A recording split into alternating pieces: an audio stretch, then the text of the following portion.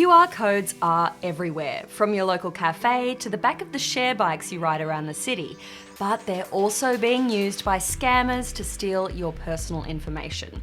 Here's how to spot a scam and how to protect yourself from malicious QR codes. QR codes used to be the kind of thing that you'd just see on ads or marketing flyers, but now these little square barcodes are appearing on everything, from AR games on pizza boxes down to light-up drone displays.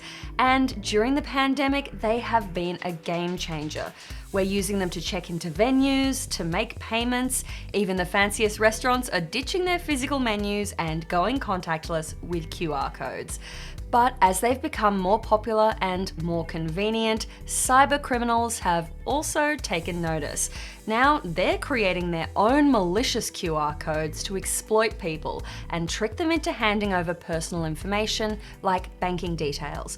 According to the Better Business Bureau, QR code scams have been on the rise. So as we start to use these handy little barcodes more and more, what do you need to know? Well, QR scams are similar to phishing scams that you might get sent via email with a link to a fake or malicious website. In this case, scanning the code won't necessarily download a bunch of malicious spyware onto your phone, but a scammer could use it to send you to a fake website where you fill out your personal information or your credit card details without thinking twice. Now, most of us have become pretty good at avoiding dodgy-looking links in emails, but we mightn't be so diligent when it comes to whipping out our phone and scanning a QR code. But the same rules still apply. The Better Business Bureau says cybercriminals rely on us scanning the code quickly, without taking a closer look at what we're scanning or where it's sending us. So that leads us to rule number 1. Think before you scan. Yes, you want to get the drink specials menu at Tiki Tony's Mai Tai Hut, but take a closer look at that QR code before you scan it. Is it just a sticker, or is it part of a bigger sign or display? Is the QR code on a random flyer that someone handed to you in the middle of the street? Then it's probably best not to scan it.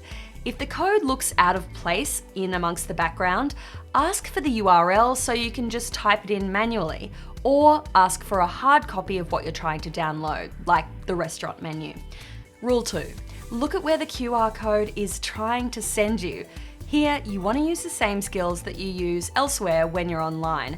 Is it leading you to the website that you were expecting? And does that website look like it should? If it's asking you for login details or banking information that it shouldn't need, then best to just avoid it altogether. Rule 3, don't scan QR codes that come in emails. Security experts say that's just a good general rule. After all, if you're already on your laptop reading an email, ask yourself, why does it need you to connect on another device? Rule 4, don't scan codes that come on unsolicited junk mail, like flyers offering to help you consolidate debt.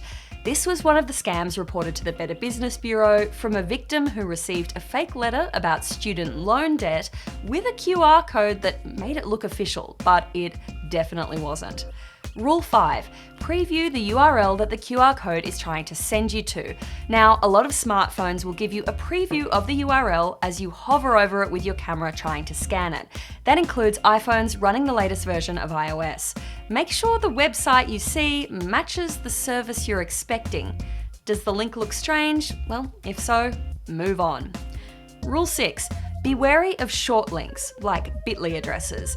If you can't read the full URL, you don't know where the link is actually sending you, and it could be malicious. Rule 7.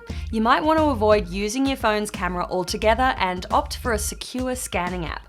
Now, these are designed to spot malicious links before your phone opens them.